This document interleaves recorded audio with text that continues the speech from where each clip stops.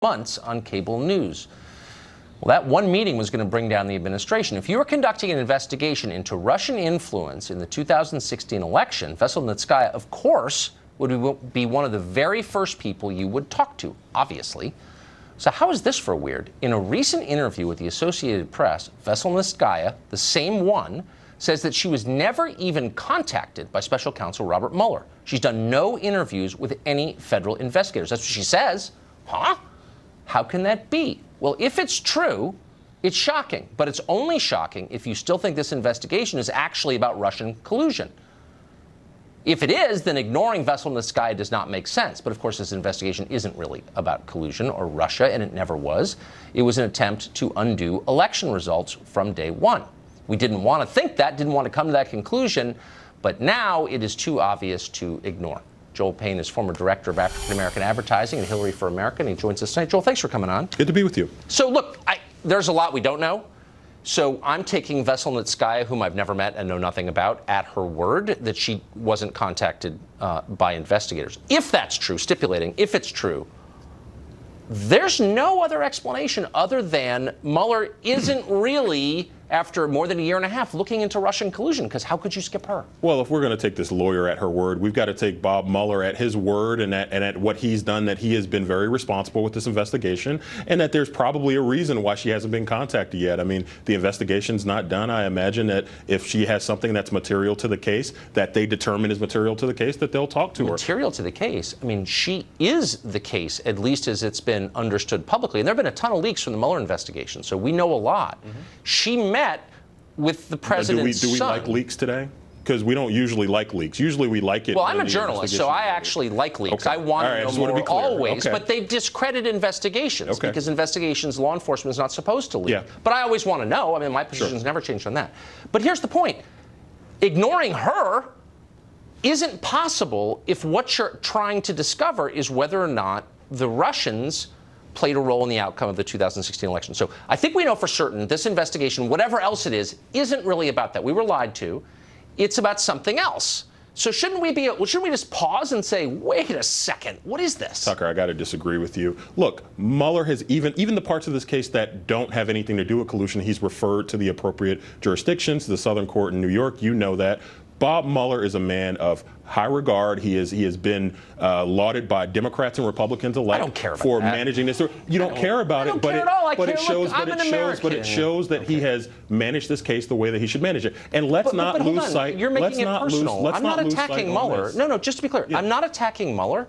I have never once attacked him. I never will attack him unless there's cause to do it. Okay. I'm just concerned that the rest of us were sold on the idea that we needed to investigate whether Russia hacked our election, hacked our democracy.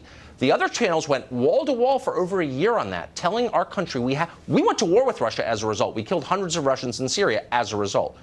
Now it's starting to look like that's not even in play. It's not even relevant. It was never about that. Why shouldn't I feel lied to? Well, you shouldn't feel lied to because three members of the president's team, three very significant members of the president's campaign team have already acknowledged that they had a role in wrongdoing. They've already either pleaded guilty. With Russia?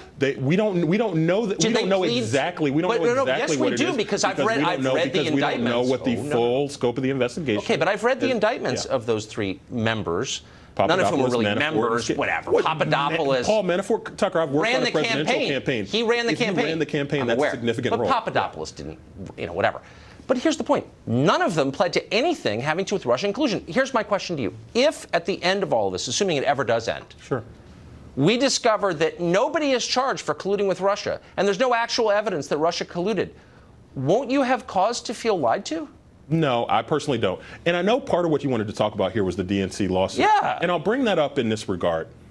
The DNC is trying to push the discussion, the public dialogue about making sure that we never have a situation like this happen again. We had a foreign government try to compromise the results of our election. We can never allow that to happen. And anybody, regardless of who you voted for, should care about that. Really? So they care about it. So then why does the DNC push electronic voting? The only way to secure your voting against foreign interference in a foolproof way is with paper ballots. And yet the DNC consistently pushes against that. They don't care at all about foreign interference. This has nothing to do with that. If they really cared, they would be for paper ballots, but they're not. Why aren't they? Tucker, I disagree with Wait, that. well, how do you disagree? Pushing That's for like electronic voting is yes, not the issue here. In every state. That's not early the issue. voting. Yes. You're not an conflating issue. apples and oranges No, I'm not. here. You're saying I should be concerned about foreign governments hacking our elections. I'm saying the number one way they do that is electronically. Why don't we have paper ballots? Any security person who's ever looked at this comes to the conclusion paper ballots are the way you protect yourself. I'm saying if I get mugged on my walk home, I'm not blaming the fact that there's a light out 2 blocks away. I'm blaming the fact that somebody mugged me, and I want to figure out why they did it, and I want to get to the bottom of it. But maybe you should stop, to continue your metaphor, stop taping $100 bills to your forehead because it increases the risk. That's my point. If you really are afraid of foreigners hacking our election, any security expert. Okay, let me ask you this. Last question. Okay. The DNC is taking a position that it ought to be illegal to publish accurate information if that information has been taken from an email account. That would have prevented the Pentagon Papers, not they were taken from an email account, but it was private information published publicly, but it was accurate. Why would the DNC be attacking freedom of the press in this way? There's no other way to read that. Again, Tucker, you know good and well the DNC is not attacking freedom of the press. The DNC is trying to do what the president has decided not to do, which is get to the bottom of why our election was compromised. Taking the position that's what it is. Any other take on it is deflection. Really? Because the DNC is saying, ignoring the issue. Well, hold on. The DNC is saying it ought to be illegal to publish these emails. I think that's what they're saying. That's what they said they're saying. The DNC is saying that in the absence of presidential leadership, we are going to push the issue through another way. Should it be illegal? And by the way, they've done this before. They did it against Nixon. They've sued to learn information about what happened in presidential campaigns before. Should it have been illegal, as the DNC suggests, for news organizations to publish? That's not what the DNC is suggesting. We just disagree on what we read. Oh, I'm just taking them at face value. I get maybe metaphorically they're not suggesting that, but literally I think they're saying that. Tucker, you know good and well that the DNC does not disagree with freedom of the press. You should go take a look at. You should go take a look at who's sitting in 1600 They're just calling for criminalizing it. Okay, I guess I was easily misled. Joel, thank you. Always. Good to see you. Former U.S. Attorney Joe DeGene will weigh in on the DNC lawsuit and a possible prosecution of fired FBI Deputy Director Andrew McCabe coming.